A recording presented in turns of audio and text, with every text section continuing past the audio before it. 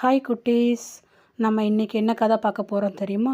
ஒரு புராண காலத்தில் வர கதைகள்ல இருந்து ஒரு கதை தான் இன்றைக்கி நான் சொல்ல போகிறேன். புராண கதைகளில் ரொம்ப முக்கியமானது நம்மளுடைய மகாபாரதம். இந்த மகாபாரத கதை நிறைய ஸ்கூல்ஸில் இதில் எல்லாத்துலேயும் சொல்கிறாங்க. அதனால் இதை பற்றி உங்களுக்கு ஓரளவுக்கு தெரிஞ்சிருக்கும்னு நான் நினைக்கிறேன். இதிலிருந்து தான் நமக்கு ஒரு சின்ன கதை இன்றைக்கி நான் சொல்ல போகிறேன். மகாபாரதத்தில் பாண்டவர்களில் ஒருவரான அர்ஜுனனுக்கும் நாகக்கன்னிகைக்கும் பிறக்கிற குழந்தை தான் அரவான்.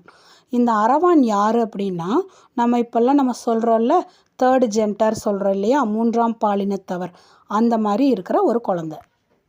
இந்த மூன்றாம் பாலினத்தவர் சொல்கிறோம் இல்லையா, இவங்களுக்கு தமிழில் கலைஞரையை ஒரு அழகான பெயர் கொடுத்துருக்கிறாரு. திருநங்கைகள் திருநம்பிகள் அப்படின்னு சொல்லிட்டு ஒரு நல்ல பெயர் கொடுத்துருக்கிறாரு.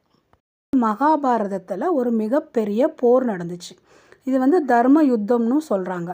இப்போ இந்த போர் தொடங்குறதுக்கு முன்னால் என்ன பண்ணுறாங்க அப்படின்னா, இந்த போரில் ஜெயிக்கணும் அப்படின்னா சாமுத்திரிகா லக்ஷணம் பொருந்திய ஒருத்தரை பலியிடணும்னு சொல்கிறாங்க.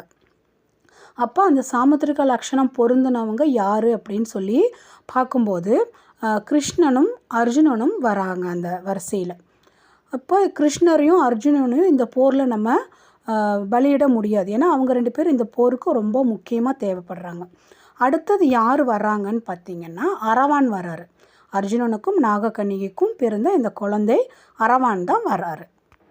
கிருஷ்ணர் அரவான் கிட்ட கேட்குறாரு, இந்த போரில் நம்ம ஜெயிக்கிறதுக்கு சாமுத்திரிகா லக்ஷணம் பொருந்திய உன்னை தான் இப்போ பலியிட வேண்டியதாக இருக்குது. இதில் உனக்கு சம்மதமா அப்படின்னு சொல்லி கேட்கும்போது அரவான் அதுக்கு மனப்பூர்வமாக சம்மதிக்கிறார். ஆனால் என்னை பலியிடுறதுக்கு முன்னால் எனக்கு 2 வரங்கள் வேணும்னு கேட்குறாரு.